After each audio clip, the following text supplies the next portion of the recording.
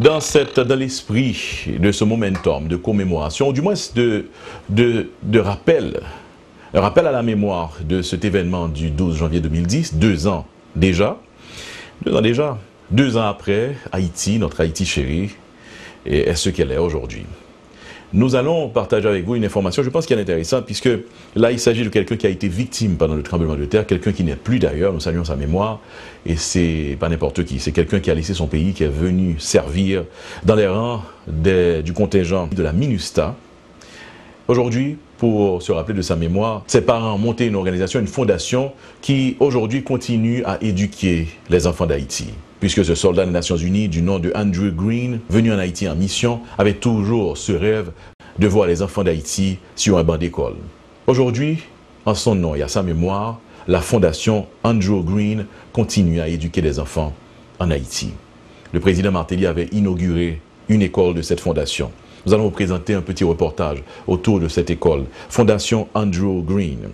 Pour saluer sa mémoire, la Fondation Andrew Green a pour mission de continuer à éduquer les enfants d'Haïti.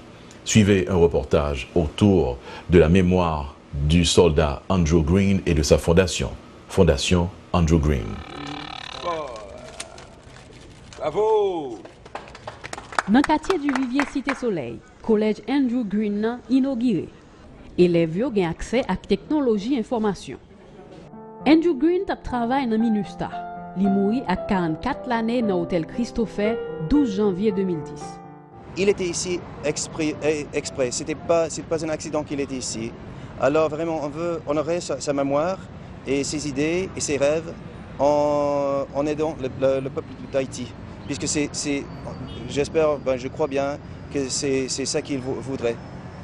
Il y a 6 salles classes qui mesurent chaque 10 mètres carrés, avec capacité pour recevoir 200 élèves.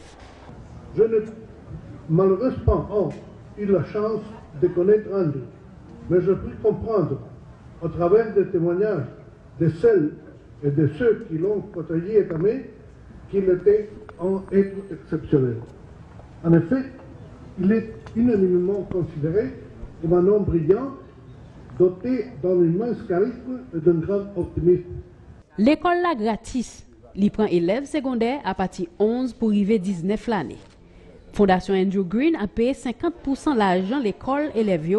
Président Michel Martelly prend responsabilité pour le payer reste là. Il avait vraiment une croyance absolument absolue dans le peuple d'Haïti. Il était sûr que c'était un peuple extraordinaire, que si ça se peut de tout, qu'ils avaient un peu plus d'opportunités, que c'est un peuple extraordinaire qui peuvent achever des grandes choses. Fondation Andrew Green bâtit l'école pour la possible, rêve Andrew Green, éducation pour tout le monde.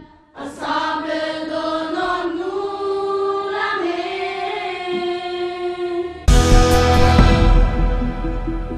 Nous venons de suivre un reportage important autour de la fondation Andrew Green, une fondation qui continue à éduquer les enfants d'Haïti, qui porte le nom de ce soldat des Nations Unies qui a péri le jour du tremblement de terre du 12 janvier 2010. Il y en a d'autres, certainement, on pourrait se rappeler aussi de leur mémoire. Téléimage aujourd'hui prend le temps pour consacrer quelques secondes de silence, de recueillement à la mémoire de toutes ces personnes, de tous ces frères et sœurs haïtiens ou étrangers qui ont péri lors du tremblement de terre de ce 12 janvier 2010, 2 ans de ça.